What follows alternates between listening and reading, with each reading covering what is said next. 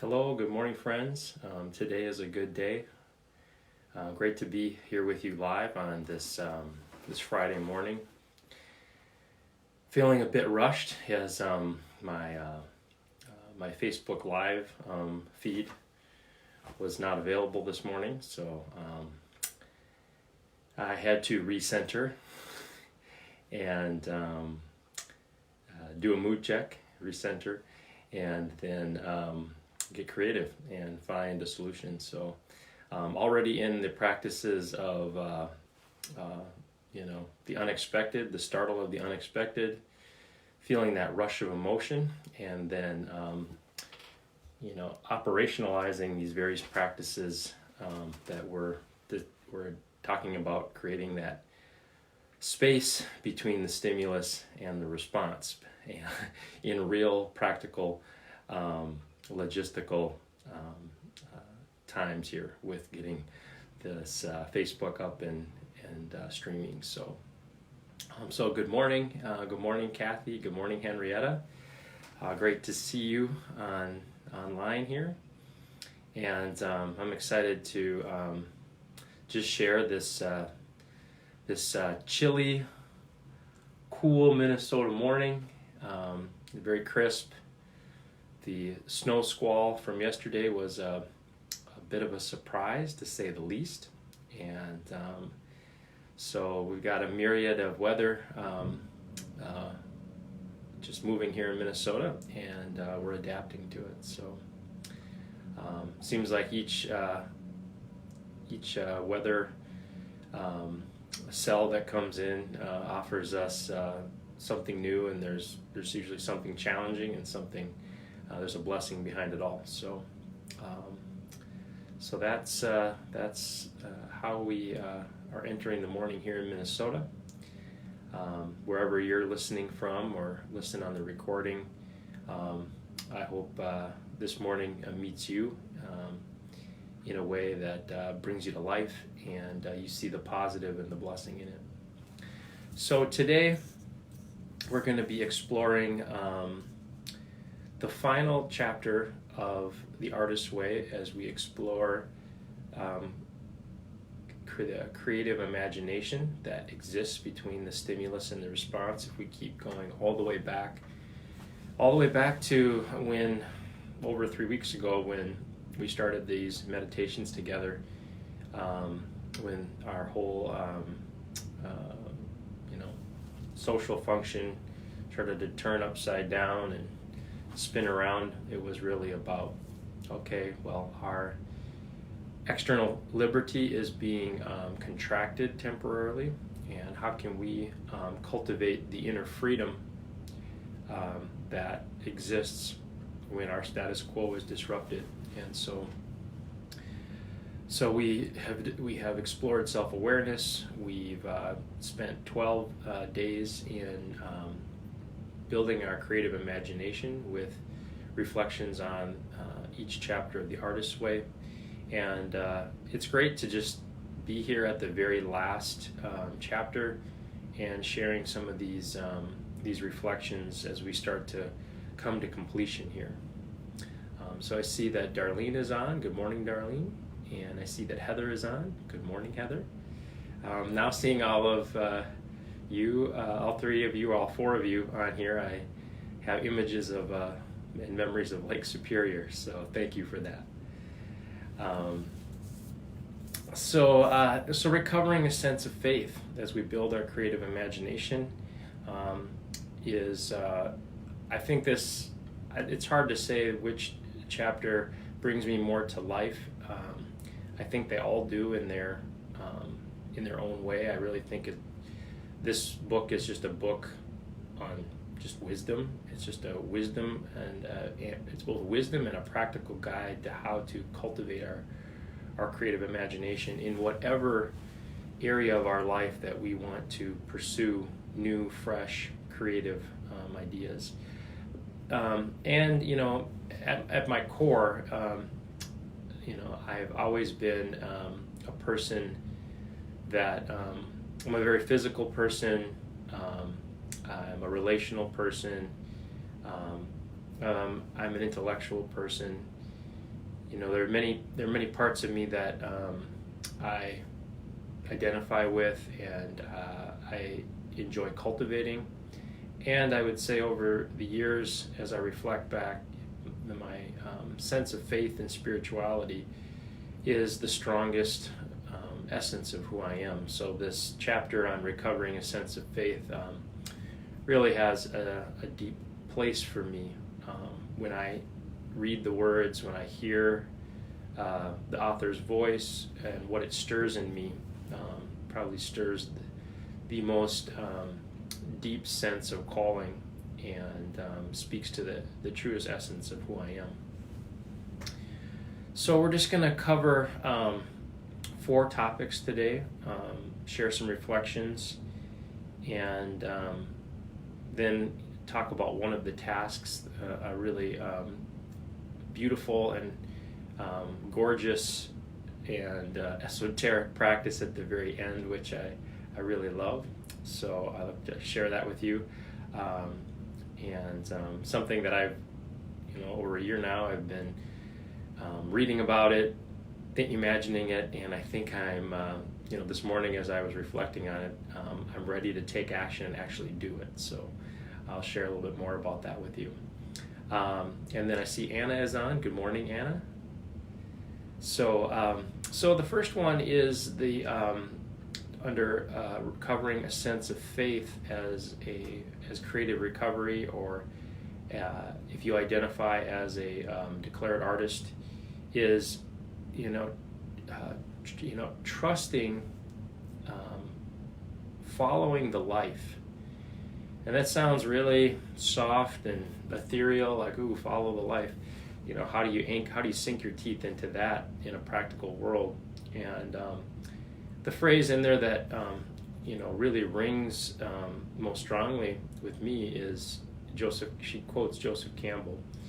And I've been a long time follower and study and a person who studies his work. And he has this phrase that he declares in his book and in many of his interviews, and he says, follow your bliss, and don't be afraid to follow it. Well, on the surface, that can seem like really poetic, and what do you do with that? Like after you have that thought, makes you feel good, and it sounds good, and it's poetic, but then what do you do? How do you operationalize that? And I think back to an interview that I've watched with him several times because it was just a great snapshot of the essence of his work. And for those of you that don't know Joseph Campbell, his work was in comparative mythology, and he studied all the cultures all around the world. And what he realized is that though many of these cultures never touched, they all, if you look at all their mythology and all of their stories, they all have this central theme of what he called is the monomyth. And that is where the hero leaves the ordinary world, or feels a call to action. The hero feels a call to action to leave their comfortable, ordinary life. They have to move through what he calls the threshold guardians, all those inner voices and outer voices that tell them not to go. They have to have the courage to enter into the unknown world. They find teachers and helpers, and in that journey they have to face their greatest fear and be transformed by their greatest fear, and then work on reconciling with those people in their lives and those challenges in their lives, and start the journey home. And then finally, after that initiation process of facing their greatest fear, reconciling what they need to reconcile with those they need to reconcile with, then there's a return home back to the original community. to share what they've learned, but again, transformed. And his basic claim is that this mono myth is deep within us, each one of us, that we're all on a hero's journey. All of us are being called to something that is out of our ordinary experience, and he calls it the call to adventure, and to have the courage to step into that. And whether it's a new career, it's a new relationship, it's whatever, a new business, whatever it is, or a new academic study, there's something that is calling in us, and whether or not we're paying attention to it is really the key. Is can we sense that? And that's where the self-awareness comes in. And so as he as he shares this, he says, follow your bliss. And I'll summarize this interview because I think it was just so powerful. I'll paraphrase it. Bill Moyers was the interviewer, and he said to Joseph Campbell, he said, unlike the classic heroes, being those that the stories we have in our cultures where they come in and they take some action and they save the community, they save the world. The classic heroes, he says, we're not out to save the world like the classic heroes. We're out to save ourselves. And I'll never forget Joseph Campbell's response in that. And I think it's really powerful. As he said, yes, he agreed that yes, we're not like the classic heroes where we're out there necessarily. All of us aren't out there saving an entire community or on that large, grandiose scale. But he said, and in saving ourselves, we save the world. And when I heard that, it just hit me like a ton of bricks.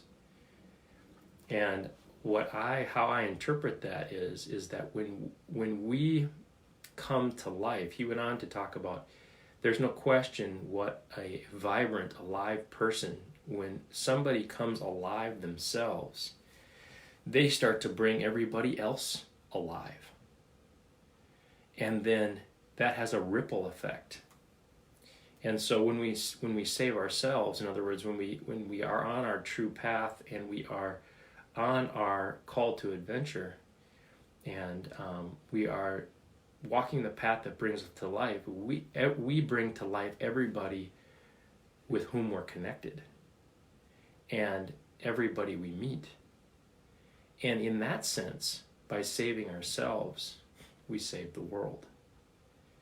And so that's how I understand following your bliss, is having the courage to walk, imagine, open up to, and start to actually plan and take the actions that are on the path that brings us to life. And when we come to life, that ripple effect, that the magic of that ripple effect happens to all those we touch, and vice versa. When they come alive, it brings us more into our aliveness, and so it's mutual.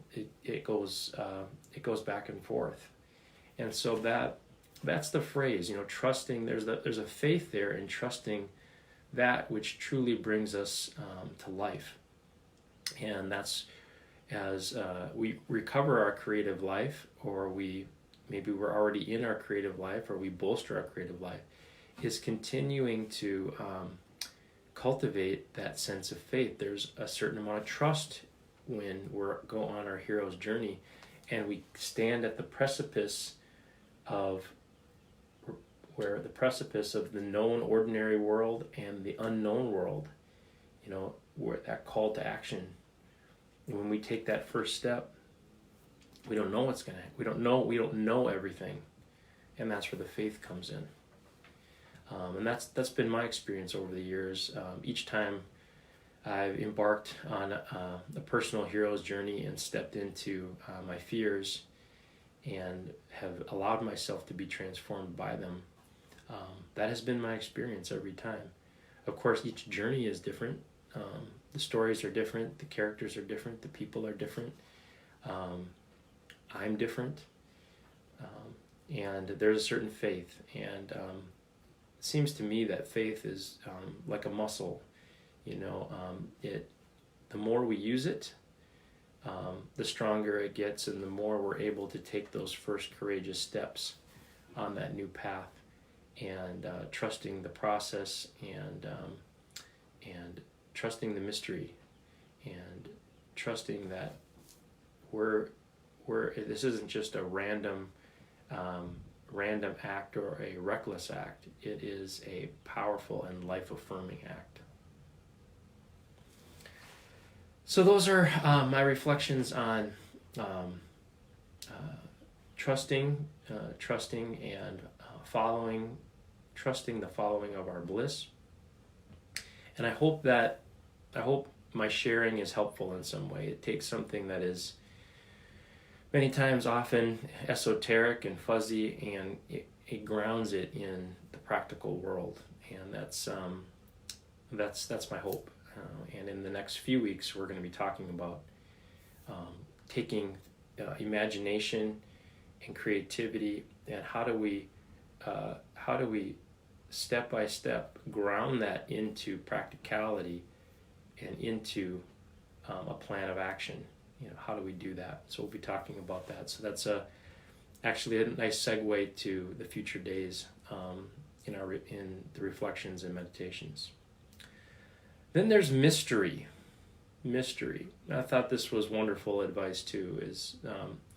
There's a faith in mystery. This also is in the spiritual realm. That art and our creativity is. She talks about is born in dark places, in deep within us, and there's a certain amount of creative churning that needs to happen in us before we can bring that creativity forward. And she talks about it as a gentle creative, or a gentle artist mulling, just letting those images kind of mull within us, maybe writing about them, gently starting to practice them without necessarily bringing them out into the world right away, and trusting that there's a rhythm to it. There's a rhythm to creativity versus being creative. And what oftentimes people mean is, when they say they want to be creative, they want to be consistently creative. They want to be like a machine, just stamping out their creativity in a nice, even, steady stream. That's usually what people mean. That's what I meant before I started this study of creativity. I didn't really validate the gentle artist mulling and letting something kind of just grow inside of you before you bring it into a detailed action plan, and not to rush that process. I've learned to really appreciate that process, because in some ways we disrupt the process, and we disrupt what's possible at the conclusion of it when we bring things into full action too quickly. And so I thought that was really, really powerful, is to just this gentle creative or gentle artist mulling before we bring the new business into the world, the new product or service, before we step into that new relationship, or we step into that new study. Give it some time, and be attuned. It takes self-awareness again.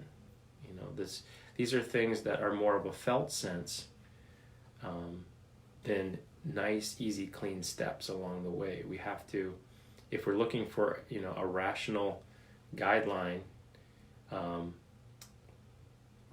my experience is we're generally looking in the wrong area. And this creativity has to do with intuition, body intuition, and has to do with images that are passing through our imagination, and to gently work with them so that they go from the unconscious to the conscious, where we're starting to write about them, speak about them, draw them, anchoring these creative imaginations in reality before they have detailed plans, objectives, goals, tasks start to be brought around them to bring them into reality.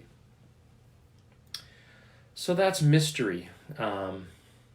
Mystery. And I really hope that something I shared there stirs something positive in you. So then she talks about a little bit about creative, imaginative play. And I really love this distinction in this course on creativity.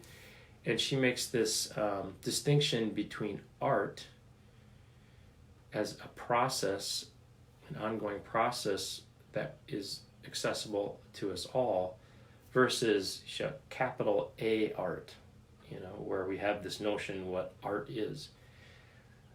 This was helpful for me because when people said art, I thought of capital A art. Like, if you're going to be in the creative artistic process, then you need to be a professional painter, or you need to be a musical artist producing records. And, that is art. And that was my old view of art, and it was a view of, capital A art. It was not lowercase a art, where art is a process.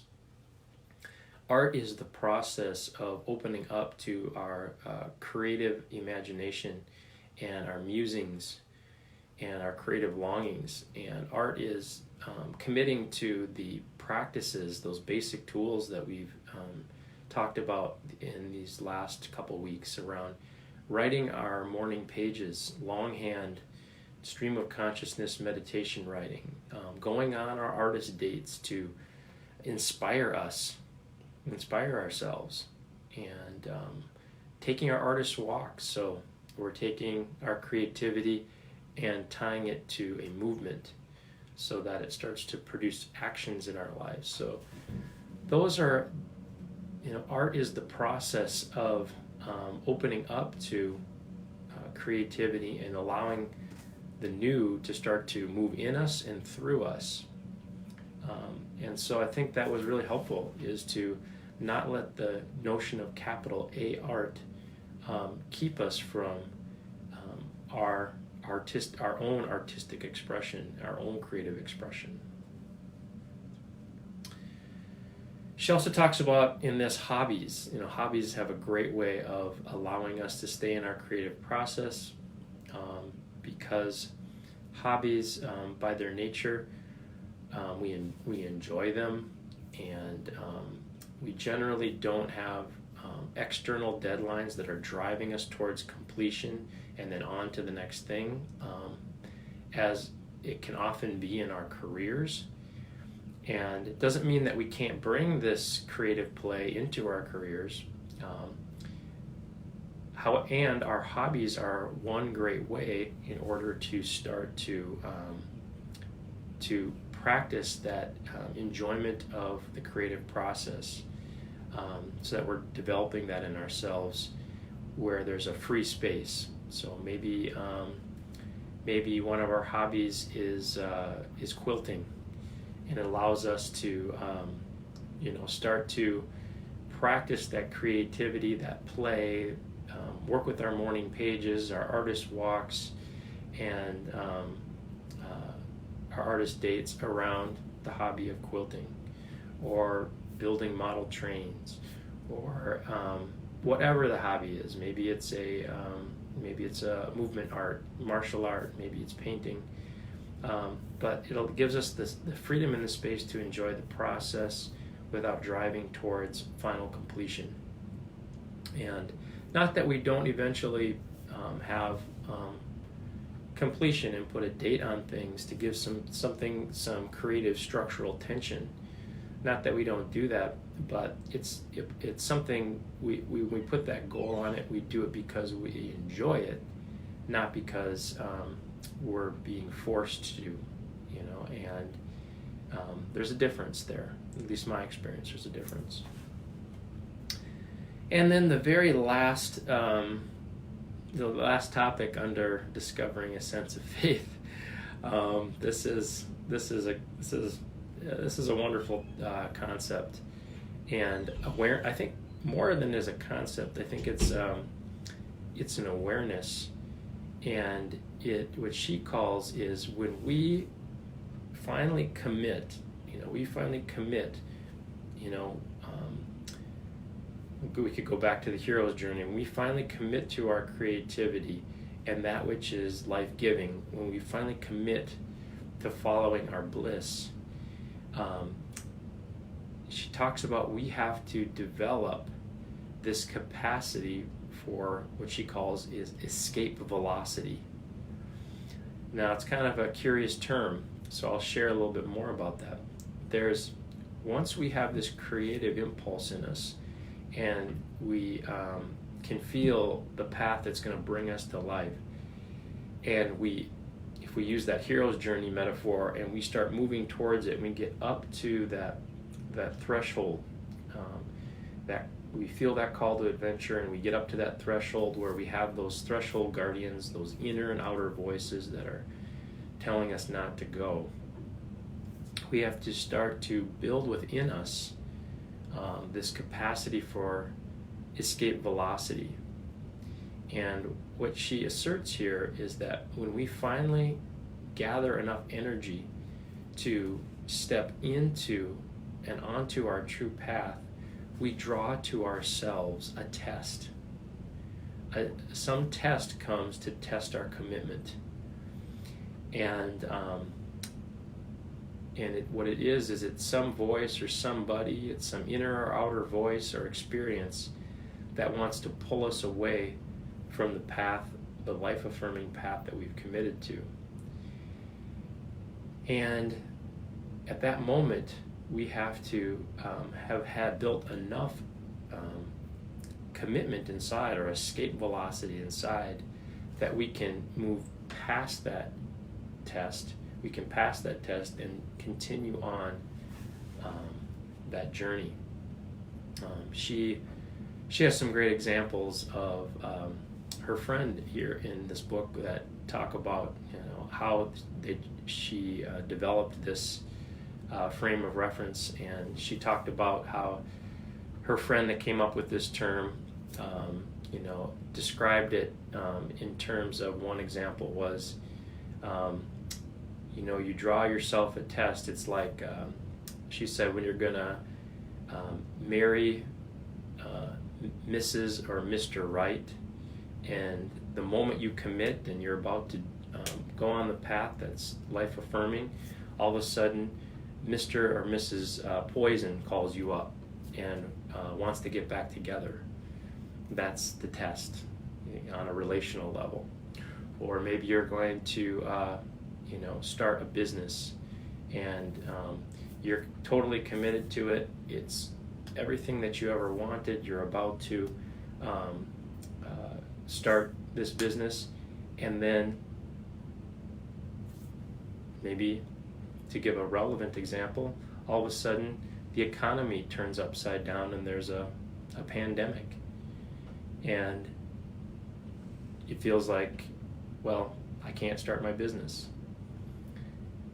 So we draw a test.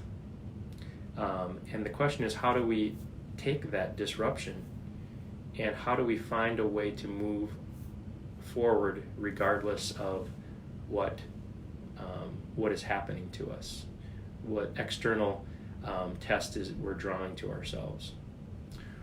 Or I think of another example is, we decide that, with regard to our our career, we're going to make a significant career move, and the moment we commit to this new career move, we're going to, change companies or do something. Immediately, we have somebody comes in, a familiar voice, maybe a well-meaning voice, that tells us all the reasons why that's too financially risky. The moment we commit to this lateral move or this career change move. So I think the thing for me, as I'm sharing my experiences with escape velocity, is knowing what your true path is, being clear on it, and then being ready, being oriented to that. Once we commit, once we make that commitment, providence starts to move, and the universe starts to move, and in affirmative ways, and in ways that it's testing our commitment. And so, if we're oriented to and aware that we often will draw a test to ourselves, then when we start to take that action, we won't be totally blindsided by it. We can be ready for it, and then we can turn and face it and enter into it and blend with it. And if we can do that, then we can continue on the journey that is going to bring us to life, not only bring ourselves to life, but when we come alive, remember, we're going to bring all those with whom we're connected to, we're going to bring them alive too. And so there's a lot at stake for committing to a life-giving path, whatever domain of life that's in. So I wanted to share that, because I think that as we explore some of these esoteric, or that can be esoteric concepts around creative imagination, I think it's helpful to ground them in some practical experience and practical examples, so that so they're roadworthy, that they aren't just poetic and inspirational. They are that, and we're able to operationalize them. So from here, let's begin to check in. Let's check in with our mood and start to prepare ourselves for our morning meditation. So check in and notice what your mood is right now.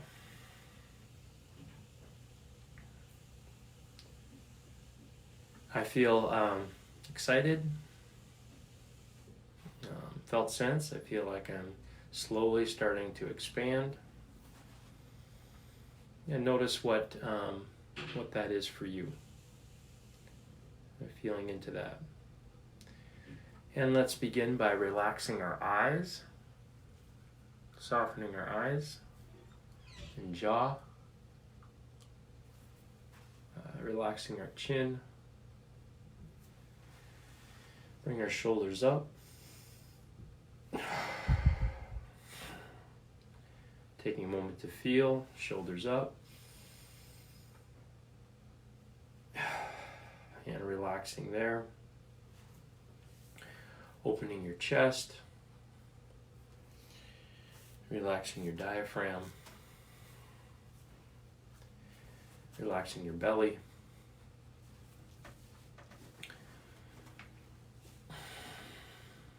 Relaxing your pelvis. Sometimes it can be helpful, like our shoulders, to contract into it, so pulling your hip muscles up and in, and then letting them go, then feeling and pulling your pelvic muscles up and in, and then letting that go. And then relaxing your thighs and knees, calves, shins, feet and toes, and just creating some inner space there. And already I can feel like I'm starting to settle. I'm becoming, that excitement in me is beginning to be even more settled and grounded. And just breathing into that.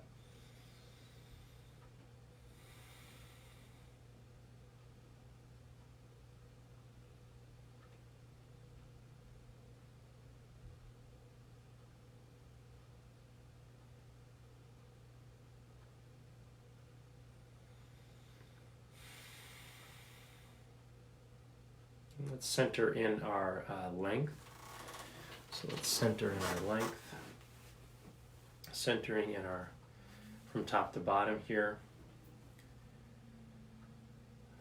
We're straightening, aligning ourselves with gravity, and we're settling at the same time.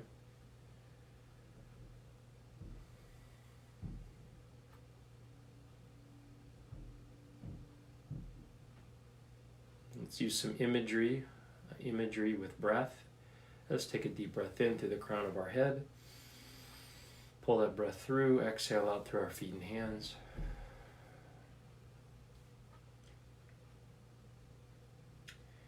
Inhaling through our feet and hands, pulling that breath up, and exhale through the crown of our head.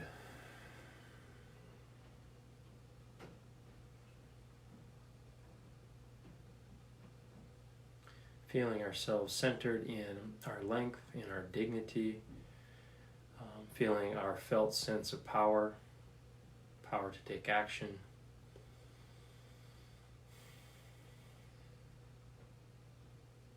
Feeling ourselves as a bridge between heaven and earth.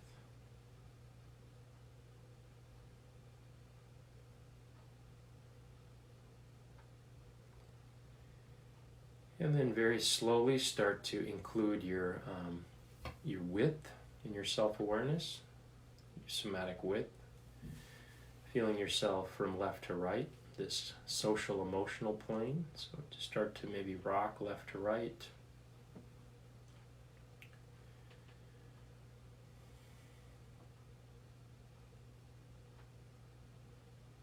And we can start with that standard practice of left hand on our chest, right hand on our belly.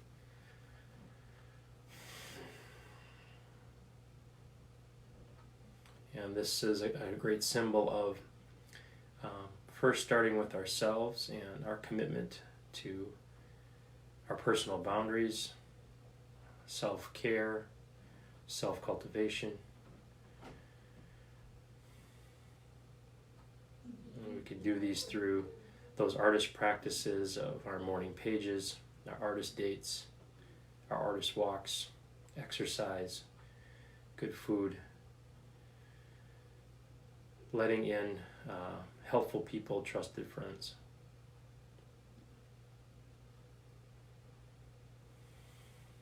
And then slowly start to extend out.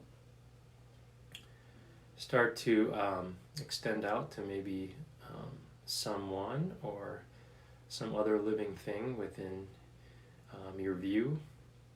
Maybe it's a family member or it's a beloved pet. Start to include them in your field of awareness while still feeling yourself. And then extending out, if you're near a window, maybe extending out to some part of nature that captures your attention, your imagination. I see this large tree growing and starting to expand my awareness, still feeling myself. I'm extending to my son in the other room. I'm extending to the trees, this particular tree, the skies, the grasses. And then I'm extending to all of you. I'm seeing you here on your faces and your pictures on the feed, and I'm taking that, and then I'm imagining all of you standing in a circle here in my office. So start to extend to all those people that that are sharing this experience together, and maybe bring in a friend or ally of yours that isn't necessarily on this post, and they keep coming up for you. Just imagine them standing next to you.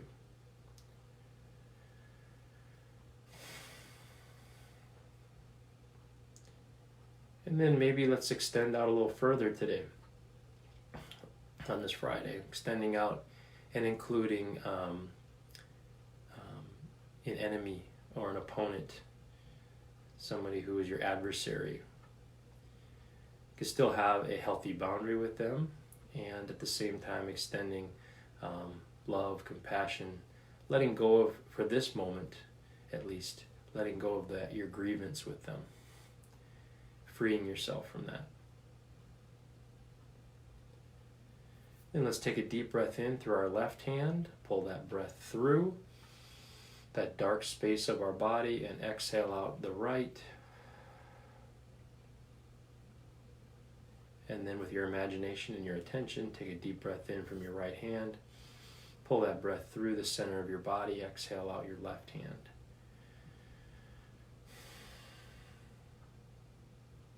And relaxing your arms,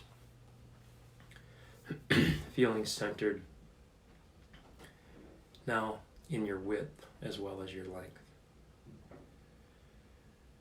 And then let's bring attention to our depth, our somatic depth, this relationship we have with past, present, and future.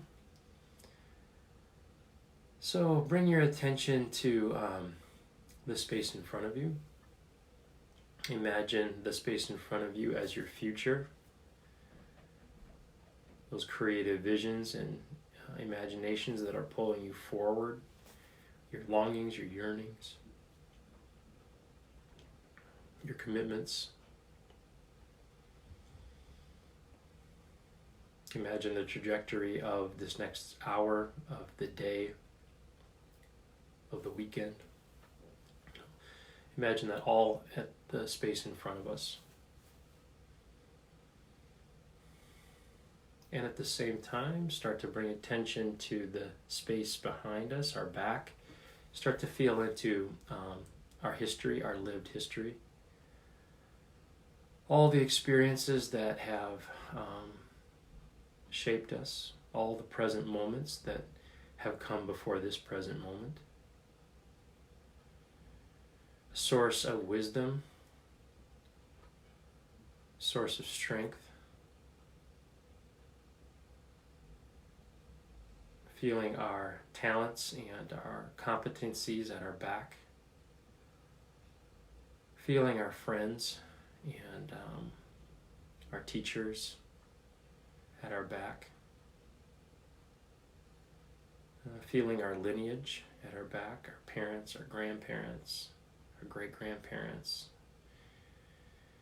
aunts and uncles. Reminding ourselves that we're part of something. We're part of a process, a familial process.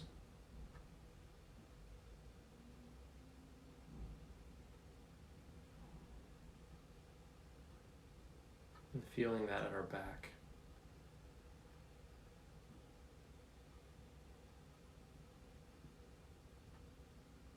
And let's take a deep breath in from the space behind us, about 10 feet behind us. Take a deep breath in. Pull that breath through, exhale out to the space in front of you. And then deep breath in, about 10 feet in front of you. Pull that breath through with your attention and imagination. Exhale out through your back. And one more time. Breathe in from your back, breathe in your history, if you will. Pull that breath through your body, exhale out to the space in front of you. And just feel centered here, centered in your depth. Feel your history and the wisdom of your past experience. And feel the call to adventure, your hero's journey, if you will, at the space in front of you.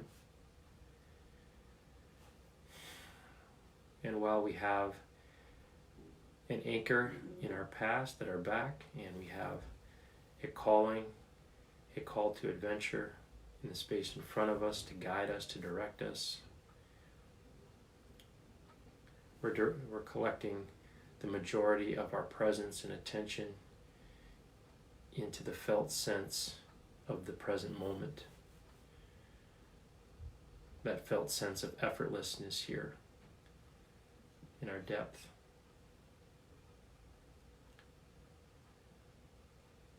We're collecting all our presence, all our power into this moment,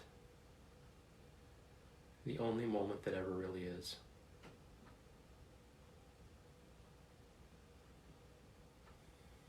And let's take 3 deep breaths here together. So take a deep breath in and exhale.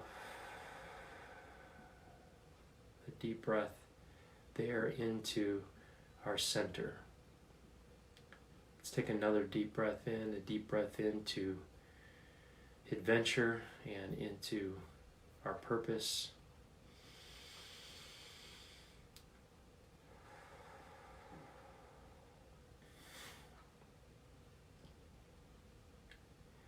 And a third breath into the mystery.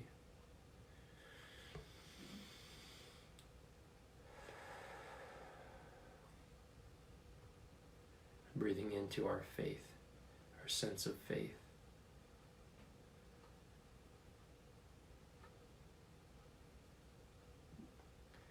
I invite you to close your eyes. And as you close your eyes, set your intention. Remind yourself for the sake of what that you're doing the practice.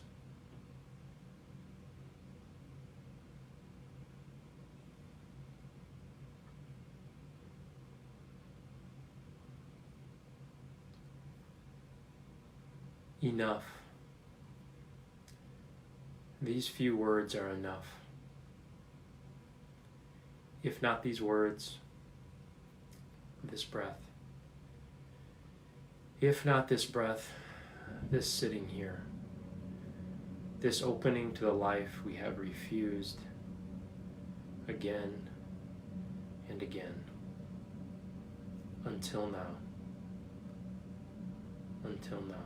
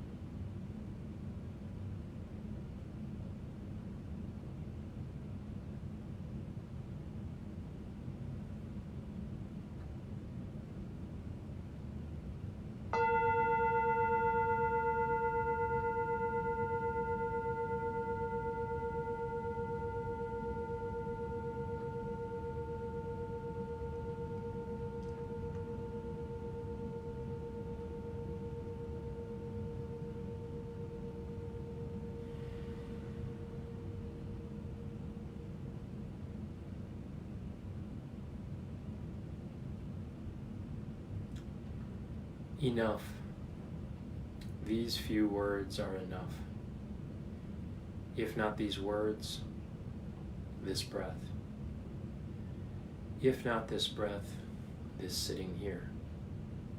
This opening to the life this creative life that we have refused again and again until now. Until now.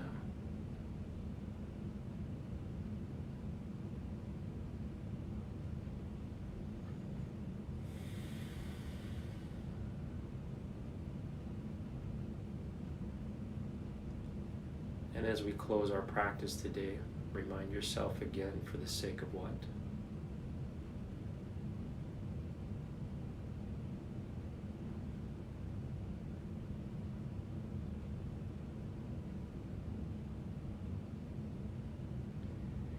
And then on your next exhale, slowly begin to move your arms and legs.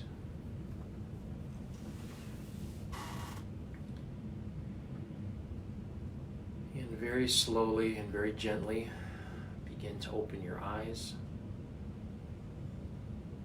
And let the outside world come back in again.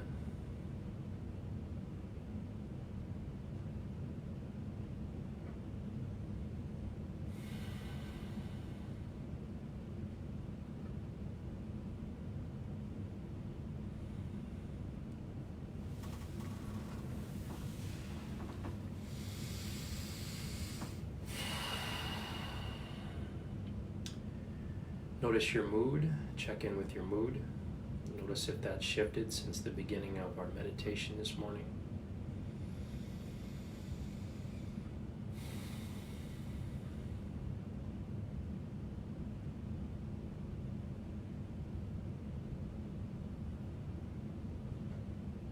And notice any creative images that are emerging for you around the day, around the coming days. And pay attention to those creative images that continue to come through in powerful ways or in recurrent ways. And they may be an invitation to start that gentle mulling process. And that mulling, that artist mulling process, may yield a new action, a new possibility in some area of your life. So thank you for sharing the time this morning. This is to share this time together with all of you is to me an intimate time, a sacred time, a time of sharing the formless part of the day, where what we all do in this part of the day will determine how the day unfolds.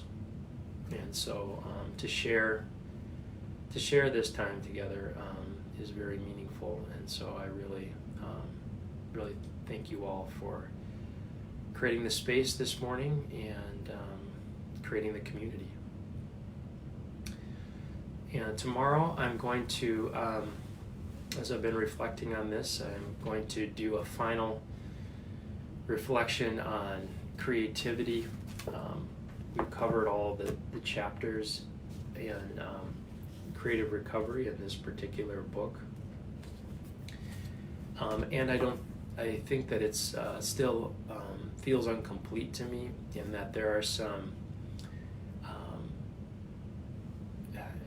chapters or closing topics around creating community around your creativity, and sacred circles and creative communities that I think if we didn't share that and we kept it only individual experience, it would be incomplete. So I'm going to share some reflections on forming creative clusters and forming creative communities, and kind of rules for the road, and just share some experiences with taking this forward into life before I start to share reflections on independent will and taking skillful actions. That'll be our next study as we go from there. So blessings to you on this Friday, and May your day be filled with mystery. May you take one more step closer on your hero's journey. All of us taking one step closer on whatever that is right now.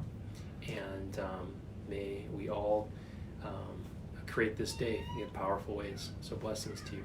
Bye.